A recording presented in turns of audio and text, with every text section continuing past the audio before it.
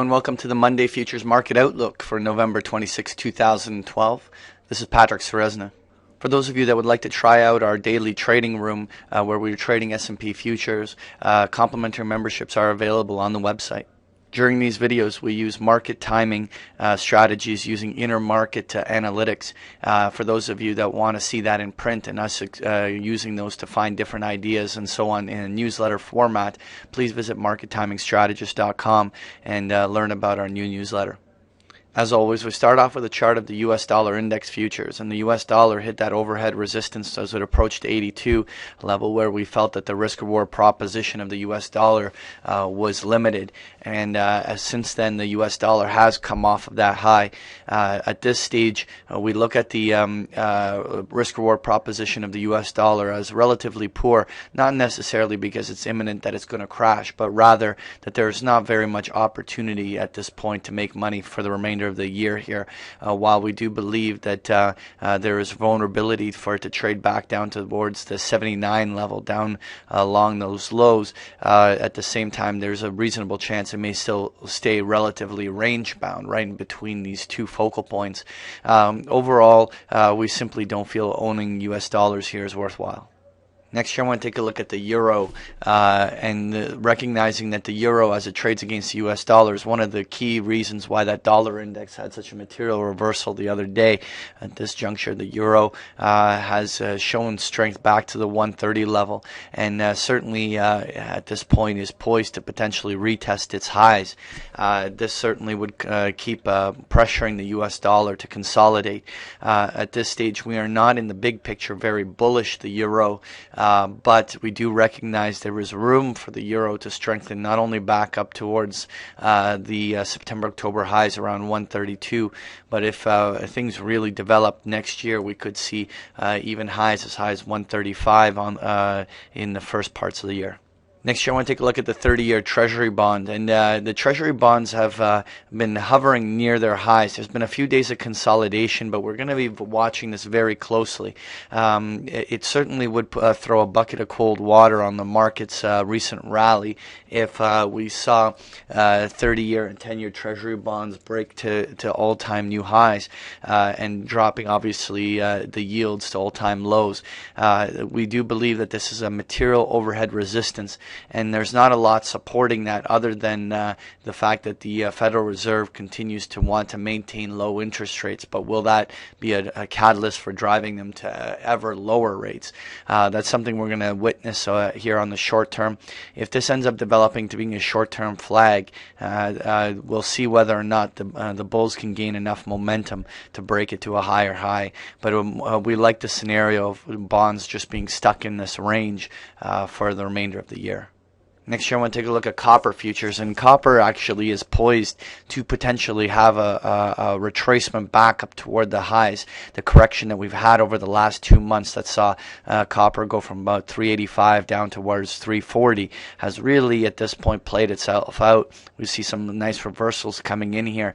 And so long as we have a strong euro, weak US dollar scenario, there's room for copper to strengthen back to 365, 370, even 380 on the upside over the next month or two. So we think that short-term selling is likely over for copper.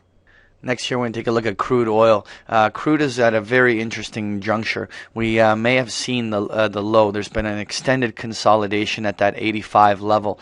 And while there's always the chance a very quick drop lower and then reversal back up could occur, at this stage, if this is sort of like a rounding bottom, we could see crude oil try to break back up toward 100 into the tail end of the year, particularly if it's driven by broad commodity buying and rallying in copper and gold and all sorts of other commodities.